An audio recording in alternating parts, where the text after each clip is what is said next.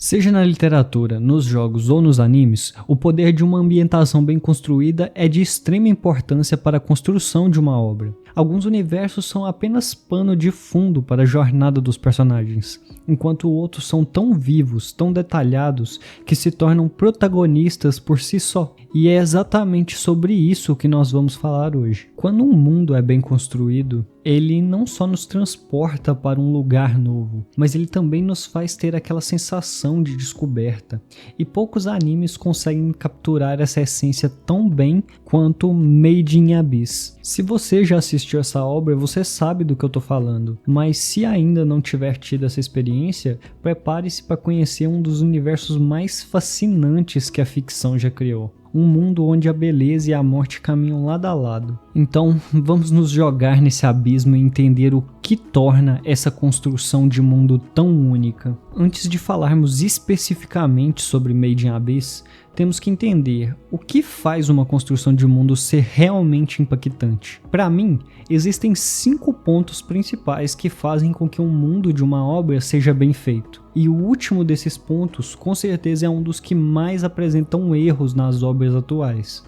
Não importa se é um mundo de fantasia ou ficção científica, ele precisa seguir suas próprias regras de maneira lógica. O público pode aceitar conceitos absurdos, desde que eles tenham uma coerência dentro daquele universo. Em Made in Abyss, o próprio funcionamento do abismo é um ótimo exemplo disso. Cada camada tem suas peculiaridades e perigos específicos.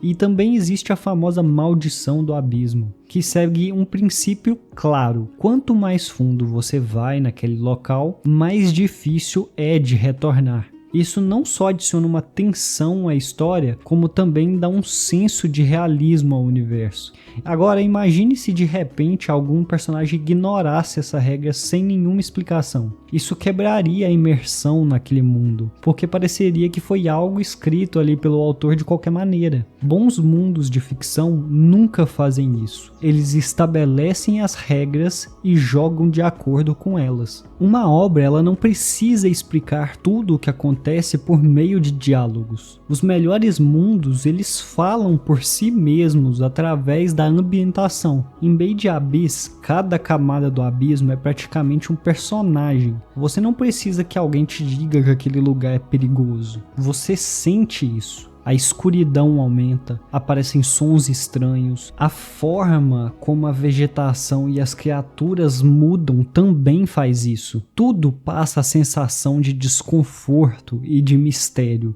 É o mesmo princípio que faz os mundos de Dark Souls, por exemplo, serem tão cativantes. O cenário não é apenas um fundo bonito, mas sim um meio da narrativa. O espectador ou o jogador sente que há uma história ali, mesmo que nem tudo seja explicado de uma forma simples e jogado na sua cara. Isso não é uma regra, mas mundos bem construídos normalmente têm segredos, porque o que mantém o público interessado é a sensação de que sempre há algo novo para descobrir. Made in Abyss acerta em cheio nesse quesito. Desde os primeiros episódios, somos apresentados a diversas perguntas. O que realmente existe no fundo do abismo? Como ele surgiu? Que seres habitam nas profundezas? Mas a chave para um bom mistério está no equilíbrio. Se um mundo fictício entrega todas as respostas muito cedo, ele perde o encanto. Por outro lado, se ele apenas joga os mistérios ali e não resolve nenhum,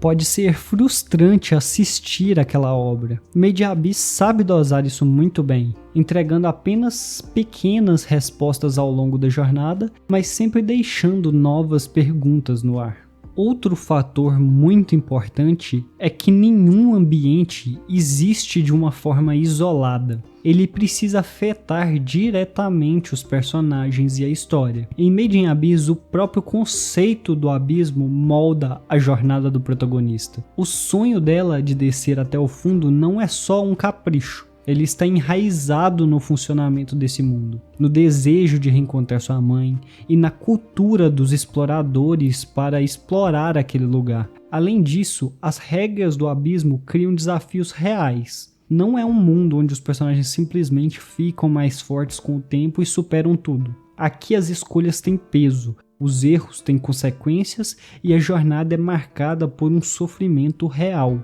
Isso torna a narrativa muito mais envolvente, porque as dificuldades não são artificiais, elas vêm diretamente do ambiente ao redor, e os personagens precisam lidar com elas de uma forma realista. E quando eu falo realismo, eu não estou dizendo do nosso mundo real, eu estou falando da realidade daqueles personagens.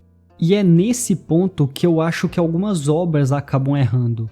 Muitos mundos fictícios caem na armadilha de criar raças, criaturas ou civilizações apenas para preencher o espaço naquele mundo. Mas uma boa construção do mundo faz com que cada elemento tenha um propósito.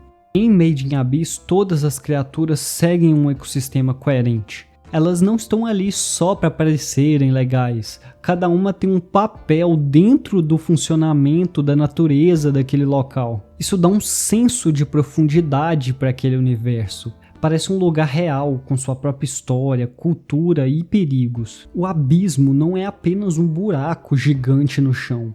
Ele é praticamente um organismo vivo, com regras próprias, um ambiente cruel, e aqueles que não têm preparo não vão conseguir explorar aquele local.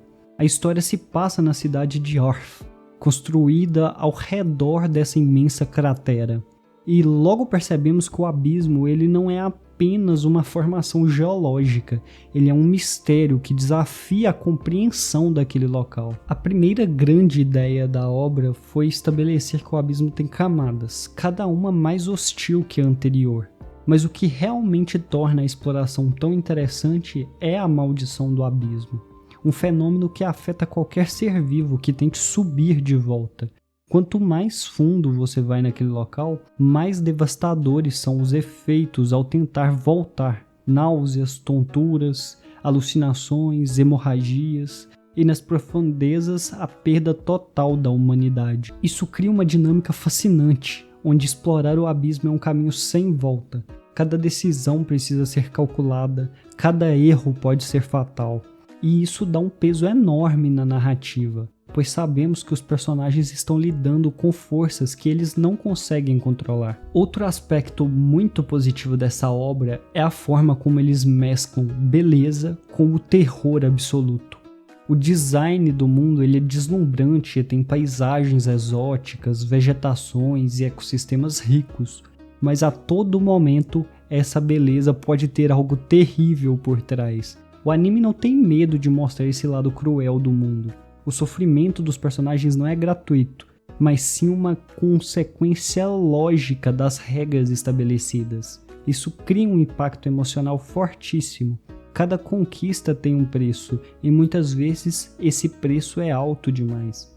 Essa dualidade entre o fascínio e o horror é o que mantém a história tão envolvente. Queremos saber o que há no fundo do abismo, mas ao mesmo tempo tememos o que pode estar esperando lá. E essa é a essência de uma boa narrativa de exploração. Made in Abyss é um anime que entende como construir um mundo, que não é apenas um cenário, mas sim um personagem da obra. Sua construção de mundo é tão boa que ela não se limita a detalhes superficiais. Ela dita o ritmo da história, influencia a decisão dos personagens e mantém o espectador preso até o final. Se você gosta de histórias que vão além do óbvio, que te fazem refletir sobre o desconhecido e sobre os limites da exploração humana, então Made in Abyss é um anime que você deve assistir. Bem, mas esteja avisado, essa jornada não é para qualquer um.